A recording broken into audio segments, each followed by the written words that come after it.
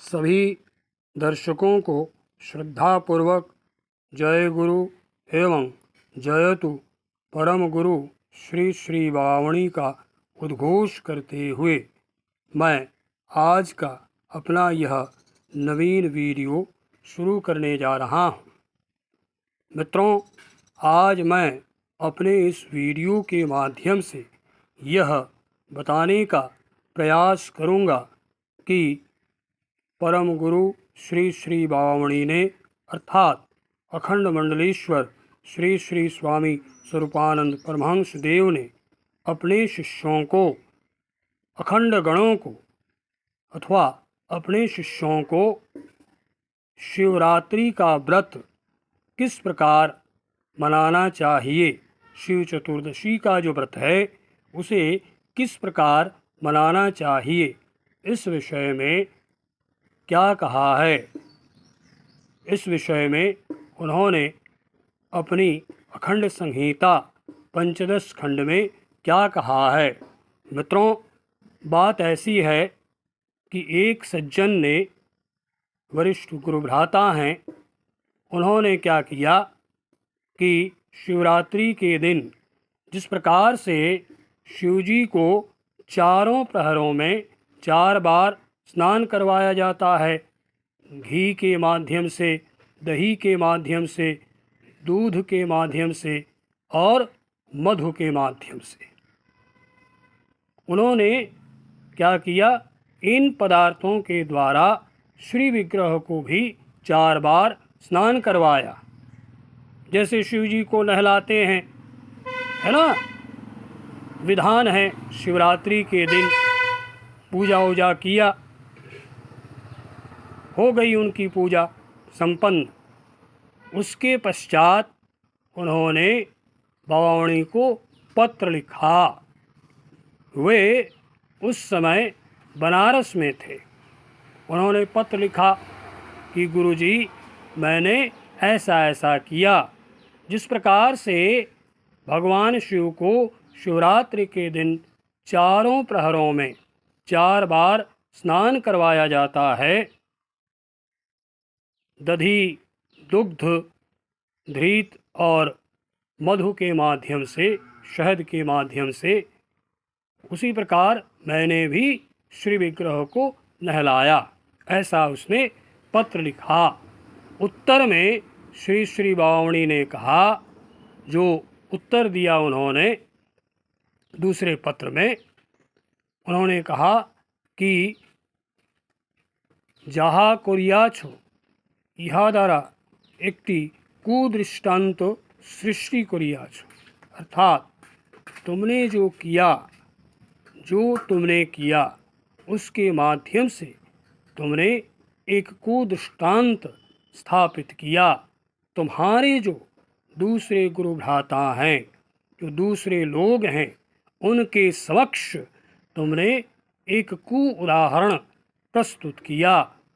फिर उन्होंने कहा अगली पंक्ति में कि ইহা যদি অনুমোদিত হয় তাহা হইলে প্রশ্ন উঠতে পারে, রামনবমীর উপাসনায় একজন হনুমান আপন হস্ত জড় করিয়া বসিবে না কেন?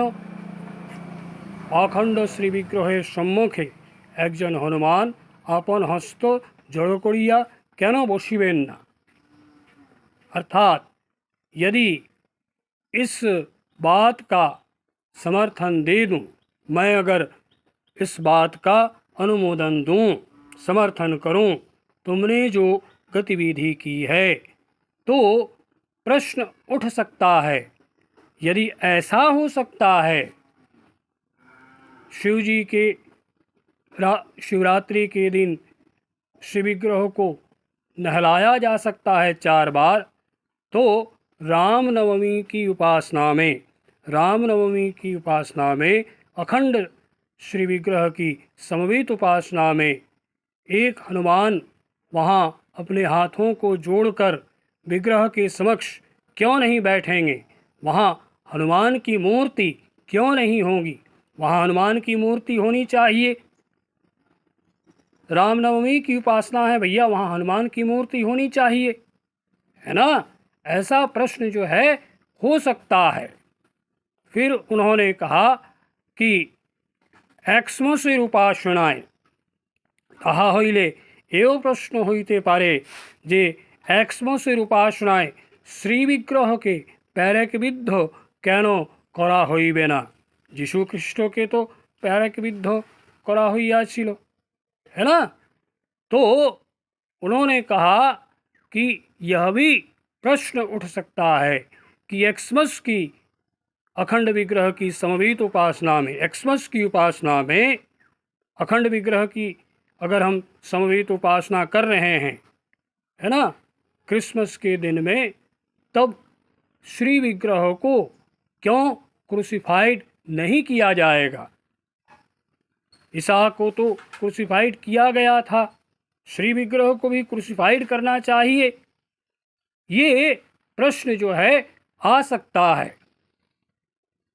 दुर्गा पूजा की उपासना आप कर रहे हैं, समवेत उपासना अखंड विग्रह की कर रहे हैं, तो अष्टमी तिथि, नवमी तिथि, सप्तमी तिथि, दसवीं तिथि की समवेत उपासना के उपरांत श्री विग्रह को क्यों जल में विसर्जित नहीं किया जाएगा?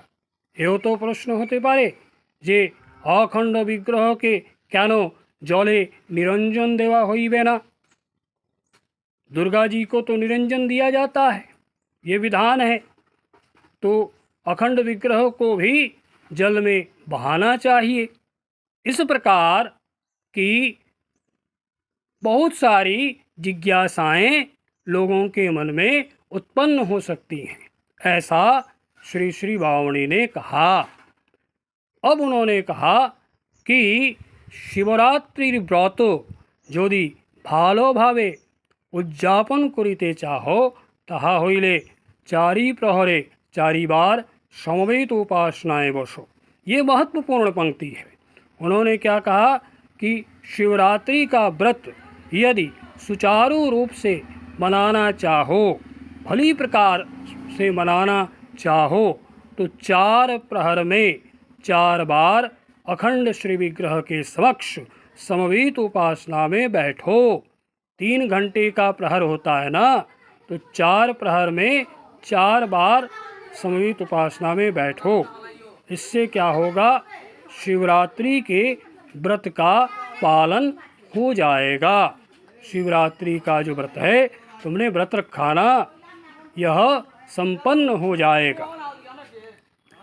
अब मैं एक अखंड होने के नाते, श्री श्री बावणी के शिष्य होने के नाते, जब मैं सोचता हूँ, चिंतन करता हूँ कि उन्होंने ऐसा क्यों कहा है,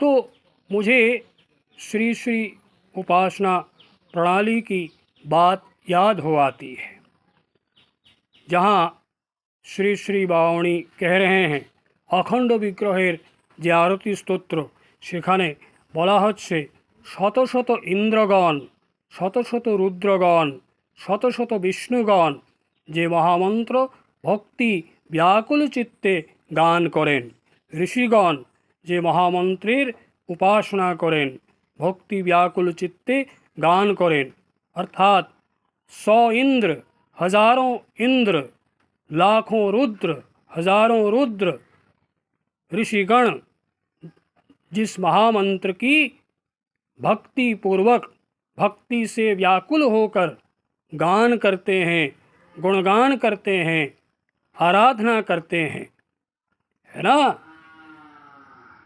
और आगे ये भी बात है, श्री श्री बावणी ने कहा अपने उपदेशों में कई जगहों पर कि माने इंद्र को जो इंद्र पद मिला है, विष्णु को जो विष्णु पद मिला है, शिव को शिव पद मिला है, लक्ष्मी को लक्ष्मीत्व मिला है, दुर्गा को दुर्गात्व मिला है, ये वहीं अखंड ब्रह्म की आराधना करते हुए मिला है। सकली कोई परमेश्वरेर भजना करें। कृष्ण को जो कृष्णत्व मिला है, कृष्ण को क्या मिला है? कृष्णत्व मिला है। तो वो कृष्ण भी उसी परम ब्रह्म की आराधना करते हैं, है ना। तो इसीलिए जो सारे देवता जिसको भजते हैं उनकी उपासना करने से सारे देवगणों की उपासनाएं संपन्न हो जाएंगी, है ना।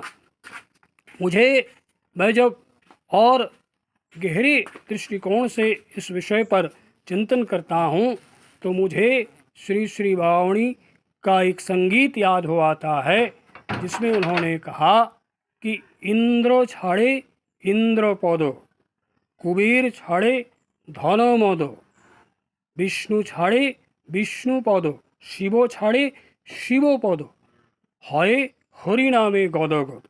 अर्थात अखंड श्री विग्रह की पूजा एक ऐसा देश है, एक ऐसी परिस्थिति है, एक ऐसा देश है जिसमें क्या होता है, शिव जो है अपने शिव पद का त्याग कर देते हैं, विष्णु पद का त्याग कर देते हैं।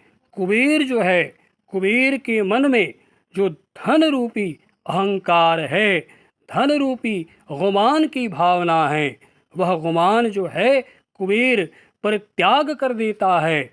कुबेर को धनपति कहा जाता है, धनाधिपति कहा जाता है। कुबेर धनाधिपति वाला मद छोड़ देता है, इंद्र पद का परित्याग कर देता है। क्यों कर देता है?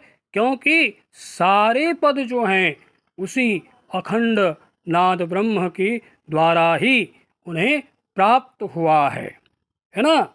उनके सामने इसीलिए सब कुछ एकाकार हो जाते हैं। अब यहाँ पर यदि दार्शनिक दृष्टिकोण से देखा जाए कि इन्होंने कहा कि इंद्र पद का त्याग कर देता है, कुबेर धन रूपी अहंकार का परित्याग कर देते हैं, ऐसा श्री श्री बावणी कह रहे हैं, है ना। तो दार्शनिक दृष्टिकोण से अगर देखा जाए, आध्यात्मिक दर्शन के दृष्टिकोण से अगर देखा जाए तो यह क्या है, यहाँ अद्वैतवाद है। अद्वैतवाद है, अंग्रेजी में जिसे मोनोथिज्म कहा जाता है, यहाँ अद्वैतवाद है। यानी तुम में और मुझ में कोई अंतर नहीं है, तुम्हारी पूजा करने से ही मेरी पूजा हो जाएगी, है ना। श्री श्री बाबामणि के बहु लोग जिज्ञासा करेছিলেন। एक व्यक्ति ने ये पूछा कि सनातनियों का जो 10 कर्म है, सनातनियों का जो 10 कर्म है, 100 कर्म है, हिंदुদের 10 কর্ম রয়েছে, 100 কর্ম রয়েছে, 1000 কর্ম রয়েছে, সবগুলির বিধান কি বাবামণি? দশম খণ্ডে শ্রী শ্রী বাবামণি বললেন যে একমাত্র अखंड विग्रहेर समवेत उपासना, है ना। जो जितने कर्म हैं, हिंदुओं के, सनातनियों के जितने अनुष्ठान हैं, सारे अनुष्ठान के लिए एकमात्र समवेत उपासना है, यही विधान है। अखंड मत में यही विधान है। श्री श्री बाबामणि जे मतेर पथेर प्रवर्तन करियाछेन, সেই পথকে, সেই মতকে আমরা अखंड विधि बोलिया जानी। श्री श्री बाबामणि ने जिस पथ का निर्माण किया है सारे कर्मों को करने के लिए, उसे अखंड विधि, अखंड विधान के नाम से जाना जाता है, अखंड मत के नाम से जाना जाता है। श्री श्री बाबामणि तार उपासना प्रणालीते বলছেন যে একদিন গাত্র হরিদ্রা, শান্তি সস্তায়ন, সাধভক্ষণ, বিবাহ সব কিছুই সমবেত উপাসনার মাধ্যমে নির্বাহ হইবে। সেই দিনকে ডাকিয়া আনিবার জন্য কোনো কৃত্রিম প্রয়াসের প্রয়োজন হইবে না, আপনা আপনি তাহা প্রতিষ্ঠিত হইয়া যাইবে। अर्थात एक दिन ऐसा आएगा जिस दिन सारी गतिविधियाँ चाहे शाद भक्षण हो अर्थात जो माता बहनों की गोद भराई होती है, या शांति शस्तायन हो, उपनयन हो, सारी विधियां अखंड विधि के माध्यम से संपन्न होगी और সেই दिन के डाकिया अनिवार्य कोनो प्रयोजन नहीं, बुला कर लाने की कोई आवश्यकता नहीं है। वो स्वयं ही उस दिवस का, उस दिन का निर्माण हो जाएगा। এই কথা অক্ষরে অক্ষরে সত্য। আমরা देखी जे श्री श्री बावणी जब श्री देह में विद्यमान थे, जब वे श्री देह में विद्यमान थे तब बहुत सारी गतिविधियाँ शुरू हो चुकी थी। अखंड मते विभिन्न काजकर्म श्री श्री बाबामणिर আমলেই শ্রী শ্রী বাবামণি যখন শ্রীদেহে विद्यमान छिलेन तखनी शुरू হয়েছিল, तभी शुरू हो चुका था ये, और उनके अनुष्ठान को कोई रोक नहीं सकता। ये भी बात है। जो तो जितनी भी प्रतिकूल परिस्थिति हो, उन समस्त प्रतिकूल परिस्थितियों में उनका अनुष्ठान जो है वो संपन्न हो जाता है ना। कितने सुंदर तरीके से उन्होंने कहा। श्री श्री उपासना प्रणालीते श्री श्री बाबामणि बोलছেন যে সমবেত উপাসনায় প্রচলিত প্রসাদের সহিত পায়াসান্ন মিশাইয়া শিশুর মুখে প্রদান করিলে अन्नप्राशन होया जाए। अर्थात समवेत उपासना में जो प्रसाद दी जाती है, खोई और नारियल के लड्डू दिए जाते हैं, उनके साथ पायासन मिलाकर, मलयालम में पायासम बोला जाता है, तो पायासन मिलाकर खिला देने से, छोटे बच्चे को खिलाने से जो है मुखान्न प्राशन हो जाता है। कितना सुंदर विधान है। श्री श्री बाबामणि बोलिलेन गृहारंभ होक, गृह प्रवेश होक, सकल किछुई एकमात्र समवेत उपासना द्वारा संपन्न होइबे। ये सबसे बड़ी बात है। मैं और मेरा परिवार सौभाग्यशाली है कि हमारे परिवार में भी बहुत सारी गतिविधियाँ अखंड विधि के माध्यम से संपन्न हुई हैं। यह श्री श्री बाबामणि की कृपा है, उनका आशीर्वाद है। हमारे मान लीजिए कोई अगर प्रायश्चित करना चाहे, कोई गतिविधि हो जाती है, तो वह कैसे करना है। चंद्रायन जेटाके बला है, चंद्रायन एवं प्रायश्चित श्री श्री बाबामणि बोलছেন जे प्राते समवेत उपासना करिया अविराम हरिओम कीर्तन संरक्षा करिया सन्ध्याकाले पुनराय समवेत उपासना करिया अखंड विग्रहे अंजलि प्रदान करिले प्रायश्चित्त एवं चंद्रायनेर फल हइबे। है ना। कितनी सुंदर बात है। उन्होंने कहा कि जेखाने अखंडगण ब्राह्मण এই বিচারে ব্রাহ্মণোচিত দিবসে সমবেত উপাসনা করিলে শ্রাদ্ধ হইল, তাহার সমবেত উপাসনা করিলে শ্রাদ্ধ হইল, তাহার পর হরিओम कीर्तन करिबे, दरिद्र नारायणेर सेवा प्रदान करिबे। है ना।